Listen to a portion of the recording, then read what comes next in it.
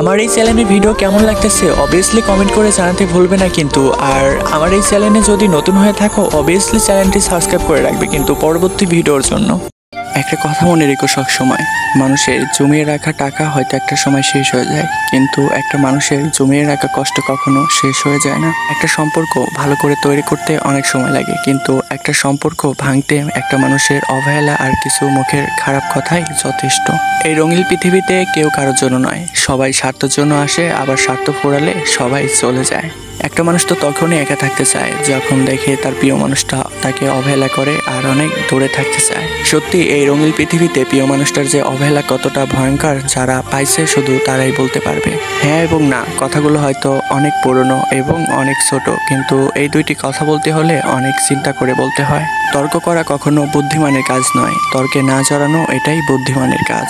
এই রঙিন পৃথিবীতে যদি সুখে থাকতে হয় তাহলে অবশ্যই একটা ভালোবাসার মানুষের খুবই দরকার, তবে ভালোবাসার মানুষটা যেন ভালো হয়। হারিয়ে যাওয়া আর খুঁজে পাওয়া, কিন্তু খুঁজে পাওয়া জিনিসটার উপরে যতটুকু মায়া কাজ করে, কিন্তু হারিয়ে যাওয়া জিনিসটার উপরে তার থেকেও দুগুণ বেশি মায়া কাজ করে। ভালো লাগা আর ভালোবাসা কখনো এক নয়। যদি ভালো লাগা আর ভালোবাসা এক হতো তাহলে এই পৃথিবীতে হাজারো মানুষ ভালো থাকা বাদ দিয়ে কখনো ভালোবাসায় আটকে যেত না। তুমি তাকেই বিশ্বাস করো যে তোমার বিশ্বাসের মর্যাদা দিতে জানে, তুমি তাকেই পাশে রাখো যে তোমার খেয়াল রাখতে জানে।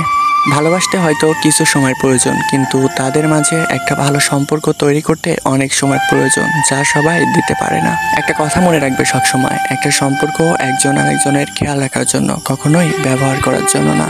এই রঙিন পৃথিবীতে তুমি যাকে যতটা বিশ্বাস করবে ঠিক তার কাছ থেকে ততটাই অবহেলা আর কিছু ঘৃণা নিয়ে ফিরে আসতে হবে।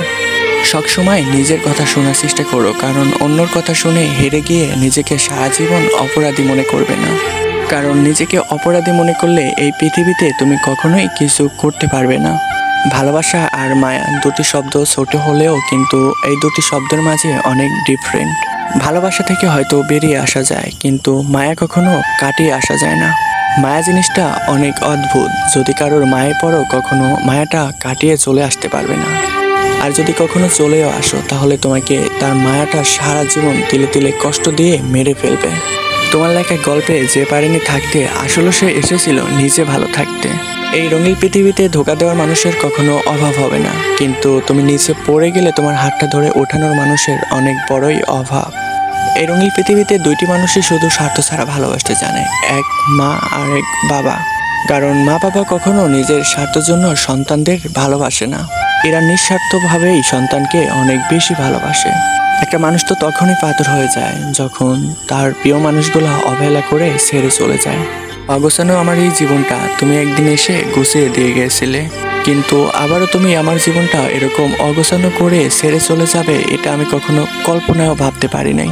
নিঃশ্বাস আর বিশ্বাস অনেকটা একই, কিন্তু বিশ্বাস চলে গেলে হয়তো কখনো না কখনো ফিরে আসে, কিন্তু নিঃশ্বাস চলে গেলে কখনো ফিরে আসে না।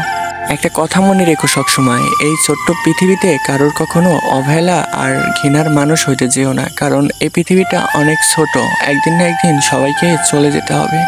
এই রঙিন পৃথিবীতে জ্ঞান দেওয়ার মানুষ অনেক আছে, কিন্তু নিজের সাহায্যের জন্য হাত বাড়ালে কেউ তোমার হাতটা ধরবে না, এটা তোমাকে মানতে হবে। আর এটা ভেবেই তোমার জীবনের পথগুলা অতিক্রম করতে হবে। সুন্দর এই ভুবনে কেউ চিরস্থায়ী নয়, কখনো না কখনো কাউকে ছেড়ে যেতেই হবে, তাই কখনো কারোর মনে কষ্ট দিও না। একটা কথা মনে রেখো সবসময়, এই রঙিন পৃথিবীতে ভালো সময় হাতটা ধরার মানুষের অভাব নেই, কিন্তু খারাপ সময় কাঁধে হাতটা রেখে সাহায্য করার মানুষের বড়ই অভাব। তো গাইস আজকের ভিডিওটা এতটুকুই। যদি এপিক্স অনেক লাভ স্টোরি এই চ্যানেলের ভিডিওগুলো যদি ভালো লেগে থাকে তাহলে অবভিয়াসলি চ্যানেলটি সাবস্ক্রাইব করে রাখবে কিন্তু পরবর্তী ভিডিওর জন্য।